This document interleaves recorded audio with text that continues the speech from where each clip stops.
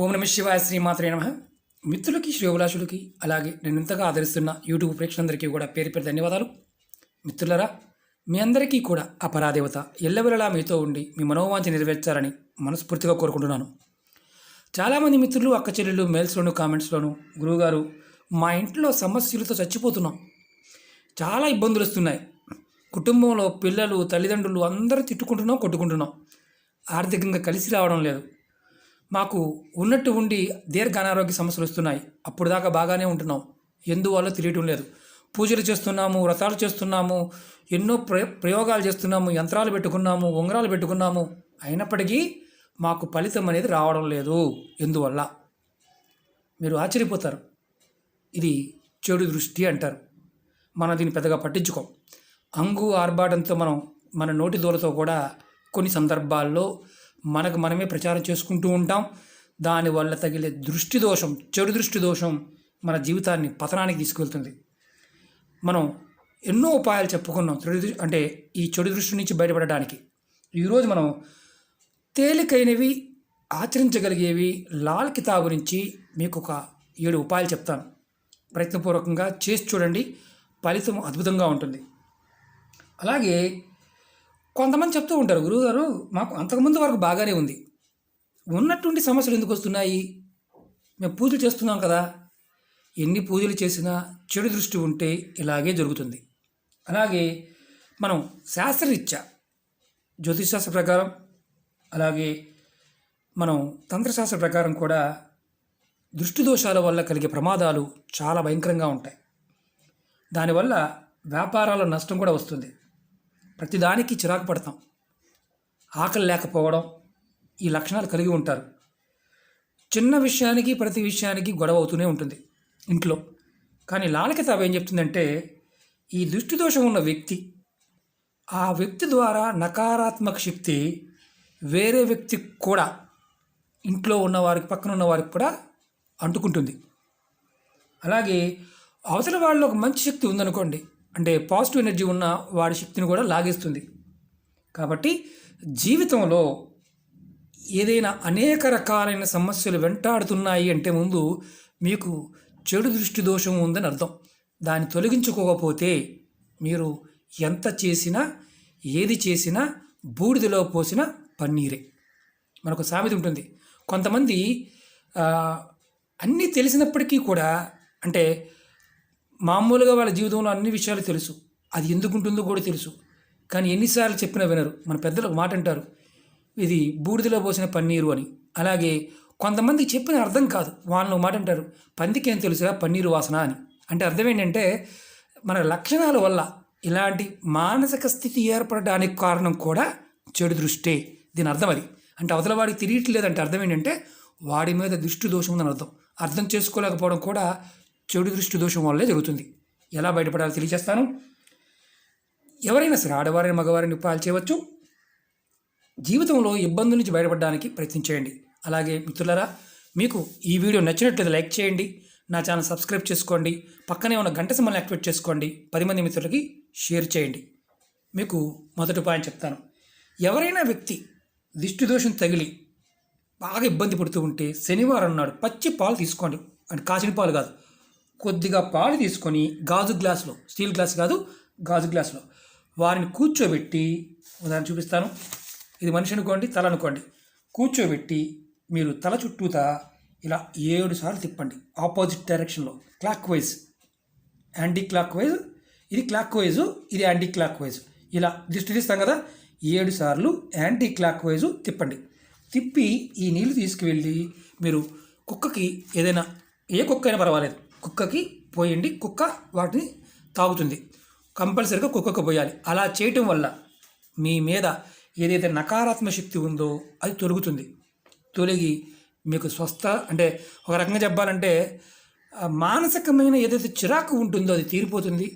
అలాగే మనసులో ఉన్న ద్వేషభావం తగ్గుతుంది. దానివల్ల మీకు చేస్తున్న పనుల్లో ముందుకు వెళ్ళగలుగుతారు, పచ్చి పాలకి చేసి చేయటం వల్ల. ఇది మొదటి ఉపాయం. రెండో ఉపాయం చెప్తాను. దిష్టి దోషం చాలా అధికంగా ఉంది, కనుదిష్టి బాగా తగిలేసింది, మంచాన పడిపోయాం, అసలు లేకపోలేకపోతున్నాం, అనారోగ్య సమస్య ఏమీ లేదు, డాక్టర్ అంటున్నారు ఏమీ లేదు, కానీ మాకు ఈ అంటే చెకప్ చేసుకుంటే ఏమీ లేదంటున్నారు, కానీ మేము మాత్రం మానసికంగా ఇబ్బంది పడుతున్నాం, ఏదో మనకి తగిలేసింది అనుకుంటున్నాం. దాని అర్థం మీకు దిష్టి తగిలిందని అర్థం. దాన్ని ఎలా తీసుకోవాలో చెప్తాను. మీరు మనిషిని కొన్ని మంచంలో పడుకున్నారు, కదలలేకపోతున్నారు. ముందు మీరు కల్లుప్పుని, అంటే దొడ్డుప్పు రాతుప్పు దీన్ని, అలాగే ఆవాలు, మనం కూరలో వాడతాం కదా, ఆవాల్ని, అలాగే దాంతోపాటు మీరు వెల్లుల్లి, ఒక వెల్లుల్లి రెబ్బని తీసుకోండి, ఒక రెబ్బ, ఇలా ఒక రెబ్బ తీసుకోండి. తర్వాత ఉల్లిపాయ మీద ఉన్న పొర, ఉల్లిపాయ కాదు ఈ పొర, ఇది తీసుకోండి. ఒక వెల్లుల్లి రెబ్బ, పొర, ఉప్పు, ఆవాలు, తర్వాత ఎండుమిర్చి. మీరు ఒక ఎండుమిర్చి తీసుకోండి. తీసుకొని వీటన్నిటిని ఏం చేస్తారంటే ఒక ప్లేట్ తీసుకొని, లేదంటే మట్టి ముక్కడు తీసుకొని దాంట్లో బొగ్గులు కాల్చండి. కాల్చి ఇవన్నీ దాంట్లో వేయండి. ఏది, కొంచెం ఉప్పు, కొంచెం ఆవాలు, ఒక వెల్లుల్లి రెబ్బ, ఉల్లిపాయ పై పైన పొర, ఒక ఎండుమిరపకాయ వేసి ఆ మంటని బాగా వేడి చేయండి. ఎవరైతే ఇబ్బంది పడుతున్నారో వారి చుట్టూతా 7 సార్లు తిప్పండి. మంచంలో ఉన్నారనుకోండి, ఇది మంచంలో పడుకున్నారు, మామూలుగా ఉన్నా సరే ఇలా తల దగ్గర నుంచి పొడుకోబెట్టి ఇలా తిప్పండి. పైన మనిషికి రౌండ్గా తిప్పండి, నిలబెట్టి కాకుండా పొడుకోబెట్టి తిప్పండి మనిషిని. ఇలా మళ్ళీ చెప్తాను. కల్లుప్పు, వెల్లుల్లిపాయి, ఆవాలు, ఉల్లిపాయ పొర, అలాగే ఒక ఎండుమిర్చి. ఇది రెండో ఉపాయం. ఇలా చేశారా, ఎంత పెద్ద దృష్టి దోషమైనా సరే తొలగిపోవాల్సిందే. అనారోగ్య సమస్యతో బాధపడుతున్న వ్యక్తి లేచి తిరగవలసిందే. మనం మొదటి ఉపాయంలో ఎప్పుడు చేయాలి చెప్పలేదు నేను, పాలది. ఇది శనివారం నాడు చేయాలి. శనివారం నాడు ఈ పాలది చేయాలి. అలాగే ఈ రెండో ఉపాయంలో ఇది శనివారం నాడు కానీ మంగళవారం నాడు కానీ చేయాలి. మీకు దిష్టి తగిలింది, దోషం తగిలింది, ఇబ్బంది పడుతున్నారు అంటే ఈ ప్రయత్నం చేయండి. మీ కుటుంబ సభ్యులు చేసుకోవచ్చు. ఎవరికి వారు చేయకూడదు, వేరే వాళ్ళు చేయాలి. ఈ రెండు ఉపాయాల్లో కూడా పాలు కూడా వేరే వాళ్ళు తిప్పాలి, ఎవరికి వాళ్ళు చేసుకోకూడదు. ఈ ఉపాయం కూడా అంతే, వేరే వాళ్ళు మనకు చేయాలి. ఇది గుర్తుంచుకోవాలి. ఇది మంగళవారం కానీ శనివారం నాడు కానీ చేయాలి. ఖచ్చితంగా మీకు దిష్టి దోషం తొలగిపోతుంది. మీకు ఆ వ్యక్తి, అనారోగ్యంతో బాధపడుతున్న వ్యక్తి లేచి కూర్చుంటాడు. అంటే దిష్టి దోషం వల్ల జరిగితే, అది మరి శారీరకమైన రోగాలతో వస్తే మాత్రం కాదు, దిష్టి దోషం వల్ల అయితే మాత్రం తగ్గిపోతుంది. అది మంట పెట్టి దాంట్లో వేయాలి, అది గుర్తుంచుకోండి. అలాగే మూడో ఉపాయం చెప్తాను. మీ ఇంట్లో పెద్దవారు కానీ పిల్లలు కానీ ఈ దిష్టి దోషాలతో బాధపడుతున్నారనుకోండి, మంగళవారం కానీ ఆదివారం కానీ మీ ఎడం చేతిలో కొన్ని ఆవాలు తీసుకోండి. చూపిస్తాను నేను. ఎడం చేతి, ఇది ఎడం చేయి అనుకోండి. కొన్ని ఆవాలు తీసుకోండి. చూడండి, కొన్ని ఆవాలు, కొన్ని ఆవాలు. అలాగే 7 కల్లుప్పు ముక్కలు తీసుకోండి. ఇలాంటివి 7, 1, 2, 3, 4, 5, 6, 7. అంటే ఇంతకన్నా ఎక్కువ అవసరం లేదు. కొద్దిగా ఆవాలు, కొన్ని కల్లుప్పు, అలాగే ఎండు మిరపకాయలు ఇలాంటివి 7 తీసుకోండి. 7 కల్లుప్పు, ఆవాలు, అలాగే ఎండుమిర్చి అన్నీ. ఇవి ఎండుమిర్చి 7, ఉప్పు కళ్ళు వచ్చి 7 తీసుకోవాలి. ఇలా మీరు చేతులు అడంచితో పట్టుకొని ఏ వ్యక్తి అయితే ఈ సమస్యతో బాధపడుతున్నాడో ఆ వ్యక్తి తలపై నుంచి కిందకి 7 సార్లు తిప్పాలి. ఇప్పుడు ఇంతకుముందు రెండో వీడియోలో మనం రెండో ఉపాయంలో పొడుగబెట్టి చెప్పాం. ఇది నిలబెట్టి కింద నుంచి పైకి 7 సార్లు, 7 సార్లు మనం చక్కగా తిప్పాలి. తిప్పి తీసుకువెళ్ళి దీన్ని తీసుకువెళ్ళి మంట పెట్టి మంటలో పడవేయవచ్చు. మంట లేదు మాకు, అప్పుడు ఏం చేయాలంటే దీన్ని తీసుకువెళ్ళి ఏదైనా ఎవరు తొక్కని ప్రదేశంలో పడేయాలి. డ్రైనేజీలో అయినా పడేయవచ్చు. నిప్పు పెట్టే అవకాశం ఉంటే, అంటే మంట పెట్టే అవకాశం ఉంటే మంటలో వేయాలి. ఇది నిలబెట్టి చేసే విధానం. 3 వస్తువులు గుర్తుంచుకోవాల్సిన విషయం. అలాగే 4వ ఉపాయం చెప్తాను. దీనిలో అద్భుతమైన ఫలితాలు ఉంటాయి, మీకు ముందు చెప్తాను అన్నీ కూడాను. అలాగే 4వ ఉపాయం, కుటుంబ సభ్యులకి ఎవరికైనా దిష్టి తగిలింది మీకు అనిపించింది, అప్పుడు మీ చేతిలో ఒక నిమ్మకాయ తీసుకోండి. ఆ వ్యక్తికి తలపై నుండి, కింద నుంచి కాదు, ఇది తలపై నుంచి కిందకి 7 సార్లు తిప్పాలి. అంటే ఇక్కడ మొదలుపెట్టి ఎడం పక్క ఇలా తిప్పాలి. మనం క్లాక్ వైజు, ఇది క్లాక్ వైజ్ ఇలా తిప్పితే ఇలా తిప్పాలి. ఇప్పుడు 1 2 3 4, అది కూడా తలపైన మొదలుపెట్టి కాళ్ళ కింద వరకు ఇలా 7 సార్లు తిప్పాలి. తర్వాత ఈ నిమ్మకాయని 4 ముక్కలుగా కట్ చేసి 3 కోడల రోడ్డుకి వెళ్ళాలి. 3 కోడల రోడ్డు, 4 రోడ్డు, 4 అంటే 4 కోడలు కాదు, 3 కోడలు రోడ్డు. అక్కడికి వెళ్ళి ఈ నిమ్మకాయలు అక్కడ పడేసి, ఈ ముక్కలు పడేసి, 4 ముక్కలు పడేసి వెనక్కి తిరిగి చూడకుండా ఇంటికి వచ్చేయాలి. ఇంటికి వచ్చి కాళ్ళు చేతులు కడుక్కొని ఇంట్లోకి వెళ్ళాలి. అంతవరకు ఎవరితో మాట్లాడకూడదు. ఇది 4 ఉపాయం. మీకు మిత్రులారా, నేను ఉపాయాలు ఒక్కొక్కటి ఎందుకు చెప్తున్నానంటే, మీరు ఇందులో ఏది చేయగలిగితే అది చేయండి. ఖచ్చితంగా మీకు మార్పు అనేది వస్తుంది. అంతేకాని 7 చేయమని కాదు. మీరు ఏ ఉపాయం చేసినా సమస్య నుంచి బయటపడతారు. ఇప్పుడు 5వ ఉపాయం చెప్తాను. లాల్ కితాబు మనకి అద్భుతమైన ఉపాయాలు చెప్పుకుంటున్నాం. వ్యక్తికి దిష్టి దోషం తగిలింది, ఇబ్బంది పడుతున్నారు. ఆ వ్యక్తి ముందు కూడా చెప్పాను, రాహుకేతు ప్రభావం ఎక్కువగా ఉన్నప్పుడు తగులుతుంది అర్థం. ఎవరి జాతకంలో సరే రాహుకేతు ప్రభావం అధికంగా ఉన్నప్పుడు వాళ్ళకి దిష్టి తగులుతుంది. కాబట్టి మీరు రాహుగ్రహ మంత్రాన్ని జపం చేసినా సరే మీకు దిష్టి దోషం అనేది తగ్గుతుంది. ఆ మంత్రం ఏంటో చెప్తాను మీకు ఓం రామ్ రాహువే నమః అంతకుముందు వీడియోలో కూడా చెప్పాను. ఇదే ఉపాయాన్ని అంతకుముందు వీడియోలో కూడా చెప్పాను. మీరు ఈ మంత్రాన్ని ఓం రామ్ రాహువే నమః ఈ మంత్రాన్ని మీరు జపిస్తే, మీకు ఎవరికైతే దిష్టి తగిలిందో ఆ వ్యక్తి జపించినా మీకు దిష్టి దోషం నుంచి బయటపడతారు. ప్రయత్నపూర్వకంగా చేసి చూడండి. ప్రతిరోజు కూడా దిష్టి తగులుతున్నప్పుడు ఈ ప్రయత్నం చేయండి, ఖచ్చితంగా ఫలితం వస్తుంది. 6వ ఉపాయం చెప్తాను. లాల్ కితాబ్ ప్రకారం ఎవరైనా సరే ఆంజనేయ స్వామిని మనసులో తలుచుకోవడం వల్ల దిష్టి దోషాలు తొలగిపోతాయి.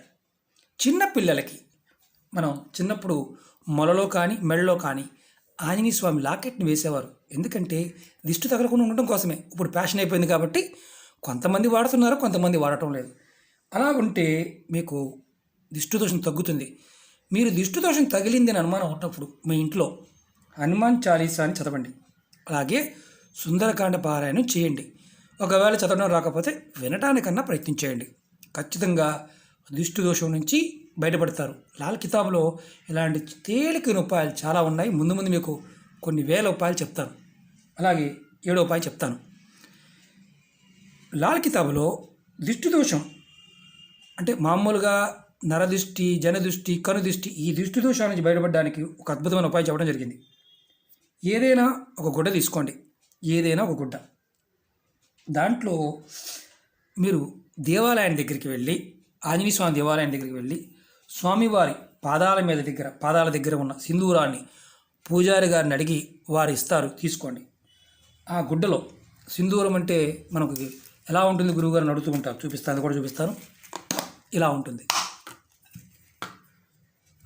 మనం చక్కగా సింధూరాన్ని స్వామివారికి గీపిస్తుంటాం కదా, ఆ సింధూరాన్ని తీసుకొని స్వామివారి దగ్గర పాదాల దగ్గర సింధూరం తీసుకొని దాంట్లో 10 గ్రాములు నల్ల నువ్వులు, ఇదిగోండి నల్ల నువ్వులు, చాలామందికి భయం.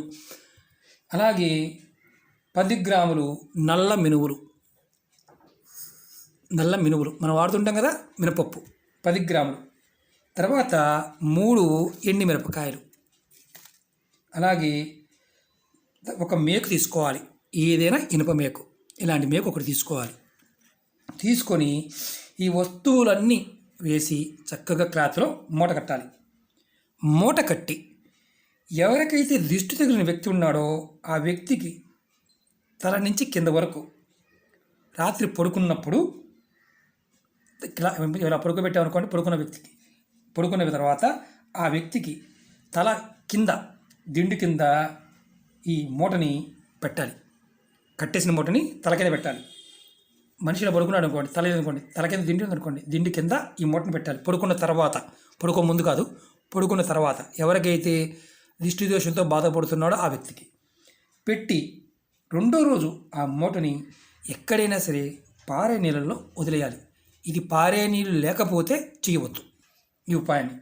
ఈ 7 ఉపాయాల్లో మీకు దిష్టి దోషం తగిలింది, ఇక మేము ఇక చిన్న చిన్న ఉపాయాలు, ఇంతకన్నా తేలికైన ఉపాయాలు ఉండవు. లాల్ కితాబ్లో ఇలాంటి చాలా చెప్పారు, అంతకుముందు వీడియోలో కూడా చెప్పాను. మీరు ఎవరైతే నమ్మకంతోనూ విశ్వాసంతోనూ ప్రయత్నం చేస్తారో మీ దిష్టి దోషాన్ని అలా తీసుకోగలుగుతారు.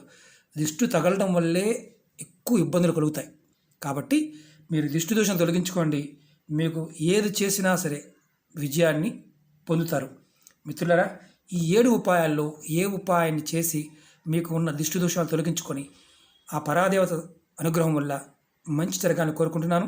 అలాగే మీకు ఈ వీడియో నచ్చినట్లయితే లైక్ చేయండి, నా ఛానల్ సబ్స్క్రైబ్ చేసుకోండి, పక్కనే ఉన్న గంట సింబల్ యాక్టివేట్ చేసుకోండి, 10 మంది మిత్రులకి షేర్ చేయండి. ఓం నమః శివాయ, శ్రీమాత్రే నమః.